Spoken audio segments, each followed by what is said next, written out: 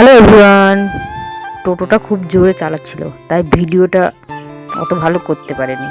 তো যাই হোক, আজ আমি গেছিলাম গঙ্গারামপুর একটা কাজে। সেটা হলো এটিএম কার্ডে নাকি পিনকোড নিজেকেই বসাতে হয়। সেটা তো আমি জানি না, কারণ এই প্রথম আমি এটিএম কার্ড ব্যবহার করব। আমি যেহেতু কিছুই জানি না, তাই আমার পিসির মেয়েকে ফোন করেছিলাম, ওই এসেছিল, ওই সব কিছুই জানে। তো যাই হোক, এটিএম কার্ডে পিনকোড বসানোর পর আমরা গেছিলাম একটু শপিং মলে।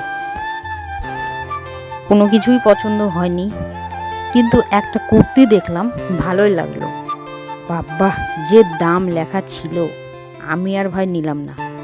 কারণ আমার মনে হয় বেশি দামের একটা ড্রেস কেনার চেয়ে ওই দামে দু তিনটে ড্রেস কেনা অনেক ভালো। বাকিরা বাকিদের মতো, এখানে শুধু আমি নিজেরটাই বললাম। আমরা আর কিছুই নিলাম না। তারপর গেলাম কলকাতা মলে। সেখানে আমার পিসির মেয়ে ওই নিয়েছিল, আমি কিছুই নেইনি। তারপর আমরা 10 টাকায় কুলপি খেলাম। ওই যে আমার পিসির মেয়ে, ওই ক্যামেরার সামনে অতটা আসতে পছন্দ করে না, তাই মুখটা ঘুরিয়ে নিল।